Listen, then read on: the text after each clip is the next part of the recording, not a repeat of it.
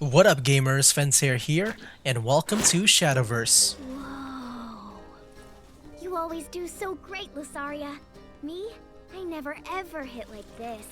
Sure you do. You're trying really hard, Arisa. Well, yeah. If I don't try my hardest, how else am I supposed to pass the trials with you? If anyone can do that, it's you. We'll both be Forest Guardians. Yeah. Thank you, Lusaria. So these two seem to be like great friends. Well, it's getting dark. Oh boy. Huh? The forest is scared? The forest has feelings. Oh, what's this? What's that? That looks like a bad guy that you guys might want to deal with.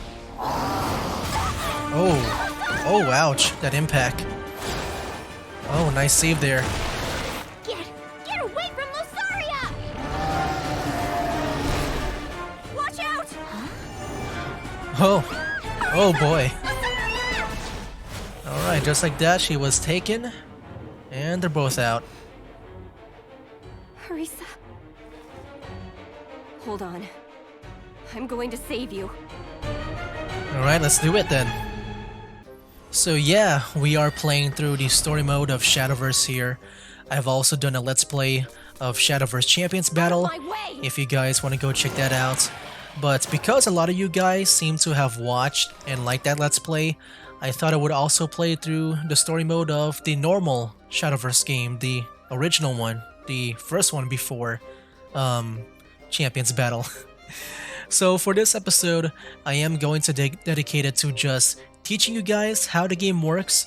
You know, this episode is mainly for like the newbies, the new players, people who haven't played Shadowverse or any card game at all. I just want to make sure that everyone is on the same page so that they know what's going on the screen. Because I imagine that maybe a lot of my viewers are veterans, and so yeah, if you already know how to play the game, then yeah, this might be kind of boring for you for the tutorial part.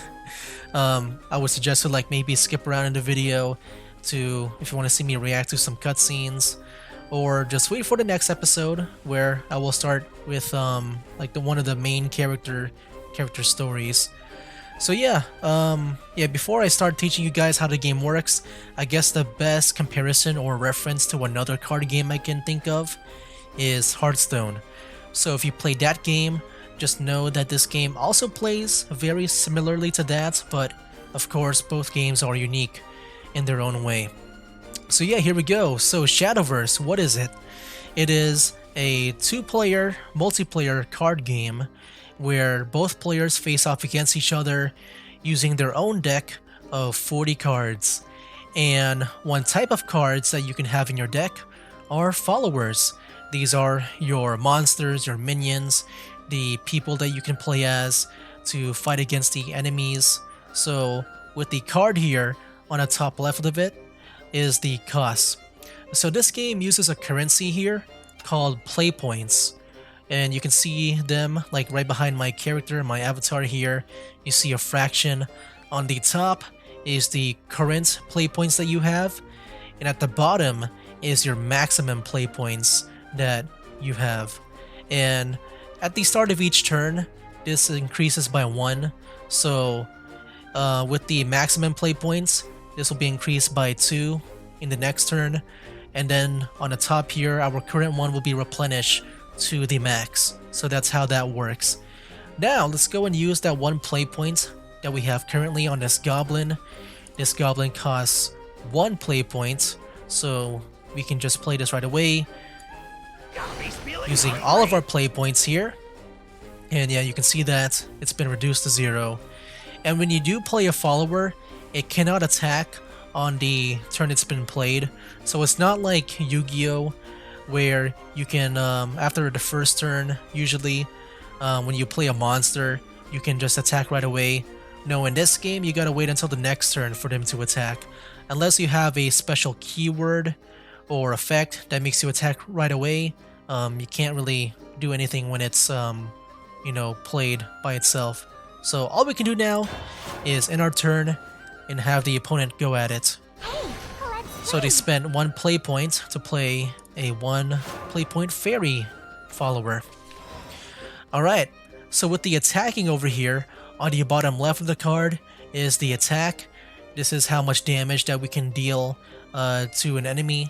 And then on the bottom right of the card is the defense. This is pretty much your health. So if you look at the followers over here, this fairy has 1 attack and health, but our goblin here has 1 attack and 2 defense. And the way that the attacking works is that, you know, both followers will deal damage to each other. So I deal 1 damage to the fairy, and the fairy deals 1 damage to the goblin. And because the goblin has 2 defense, it should survive this attack. Nice. And then, yep, like I said before, that menu was talking about the play points over here. So because it is our second turn, and at the start of it, our maximum got increased by 1. So now we have a maximum of 2 play points, and then our current play points has been replenished to the max amount. And because we have 2, we can play this 2 cost, play point cost fighter here. I live by the sword. There we go. And like I said, you can't attack when it's summoned, so in our turn we can't really do much. Now for the opponent's turn, Let's play. they play a 1 play point fairy. Now it is my turn. And then with the attacking, we can choose to attack the enemy directly or at the follower. It's not like Yu-Gi-Oh! Where you have to destroy all the monsters to attack directly. No, you can just go right away to the enemy here, to the face. And then, yeah, it's probably smart if we use someone who can survive an attack to destroy a follower. And then now that we got 3 play points now, we can play this Mercenary Drifter. How much is in it for me? It can't attack on this turn, so end it. It plays a Lizardman. It's got a ward keyword. Okay. So yeah, the effects in this game are usually determined by the keywords. With ward, you can't attack directly at the leader here. You have to deal with the followers with ward first before you can attack directly. So if I take this, if I take this fighter here, I can't target the leader. I got to deal with this guy with the ward first. So let's go and destroy that. That's good value to take down that Lizardman with my fighter. But yeah, let's go and attack directly with both followers. Nice. And yeah, we couldn't play a card because this angelic card here costs 5. But yeah, it seems that, yeah, we can now evolve. So this is the main gimmick of this game, where, yeah, you can evolve your followers to make them stronger. So we do have this Goblin King. It's got a ward here.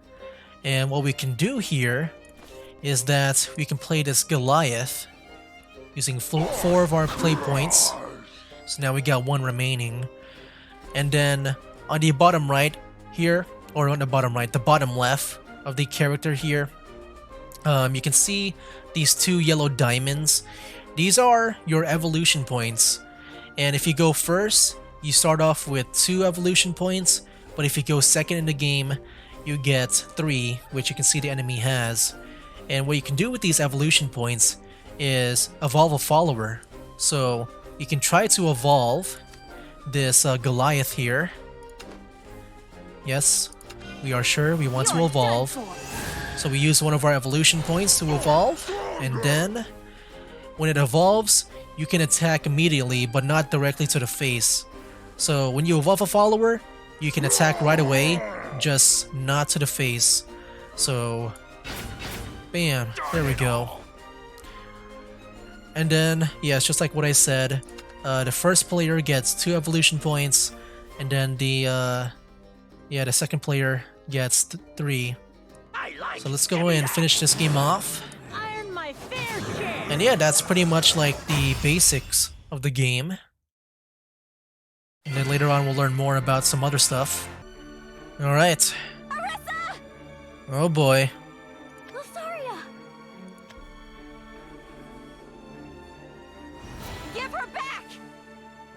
Alright, let's do it. Alright, so here's the second tutorial level. Out of my I think we get to learn more about other types of cards, I believe. Alright, we're going first. So yeah, just like before, we got follower cards. And this time we're starting off with 4 play points. You know, because the tutorial levels, it'll just, you know, set things in a weird way. Let's go play this fighter. Live by the sword. It cost 2 play points, and now we got 2 play points left here. End my turn, because we cannot attack right away. And yeah, if they go second, they get to draw 2 cards on their first turn, as you saw there. Attack the enemy leader with my fighter. Take that. And then here's a new type of card that we can play. So the other types of cards we can play are amulets. Pretty much they're like followers, but they don't have attack or defense. They just stay on the field, and they usually just have effects. So at the start of my turn, we can give 1 attack and defense to a random allied follower, which pretty much means at the start of my next turn, yeah, this fighter here will be getting 1 extra attack and defense. So let me go end my turn here. And now they can evolve. Okay. And they decided to not evolve. That would have been smarter to evolve for them. And then here's another effect. You know, just like with the ward effect, we got fanfare. So this ability activates when you play them. So if we play this elf tracker, we can deal 1 damage to a random enemy follower just 2 times. So play this. You won't escape. Deal 1 damage 2 times to that Goblin King. And now because the defense of this Goblin King is 3, we can just finish it off with our fighter. Darn it all. End my turn. We got another Lizardman. Okay. And that amulet effect activates. Now here's the last type of card that we can play, and that are spells. Pretty much straightforward. They are immediately destroyed when they're activated, but you know, they give off effects. So the Sylvan Justice here, we can deal 2 damage to an enemy follower and put a fairy in our hand. So yeah, this won't go into the field, it'll just make an effect. So if we play this, we target the Lizardman, destroyed instantly. Nice. And then yeah, we can just evolve our elf tracker here. And normally when you evolve, like normally it evolves increasing their attack and defense by 2, but some cards they have it differently. But yeah, just know that normally when you evolve, it increases the attack and defense by 2. Never miss. So yeah, you can see we went from 5 to 7, 6 to 8. This'll do it. Bam. And we won. Alright, nice. Another good tutorial match.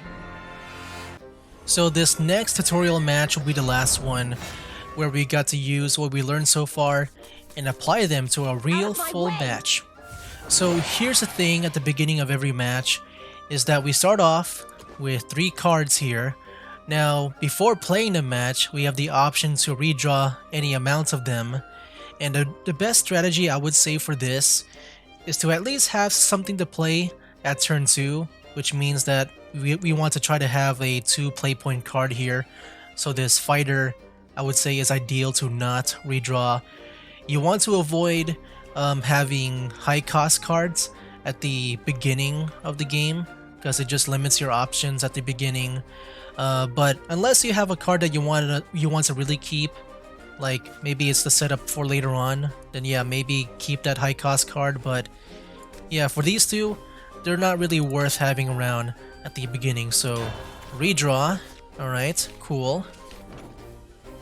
And so yeah, this is what happens. We got more options here at turn 2 with the fighter or the fairy whisperer.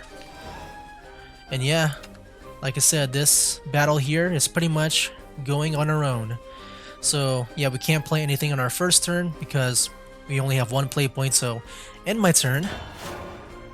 Let's see what they do. A Minotaur, okay. Well, I think it'll be ideal to play the Fairy Whisperer. It has a fanfare effect where you get 2 fairies into your hand. And my turn. Gonna see if I can use the Fairy Whisperer here to deal damage to the Minotaur. Or they can do it for me, okay. I thought they would attack my face. Alright. So yeah, now we got 3 play points. We can play the Dark Elf Far here. If we play her, she can survive the Minotaur attack, which I think I'll do. The forest abandoned me. I can at least make use of her strike effect next turn if she survives. Ooh, Keen Enchantment, okay. So that Minotaur can destroy that Dark Elf right away. Alright, so yeah, now we can evolve. Usually the person going second can evolve on turn 4. And then the person going first evolves on turn 5. So yeah, I always prefer to go on turn 2 just because of that, especially with the more evolution points. Okay, so I think what I want to do here is maybe save up on my evolution points. So let me deal 2 damage to this follower here. The miasma can't prevail. And yeah, because of that self-injustice, it gave me another fairy. And then I'll play a fighter. I live by the sword. And then end my turn. Okay, let's see what they do. A Minotaur. A Mercenary Drifter. And that's pretty much it for them. Okay. I think, yeah, we can just play the Angelic Sword Maiden. It's got ward and high defense but low attack, but it's not gonna matter too much with that low attack. You can increase it by evolving. You're done for. Alright. So it went from 2-6 to 4-8. Like I said, it's usually increasing by 2s. So destroy the Minotaur with the ward, and then we can just attack directly.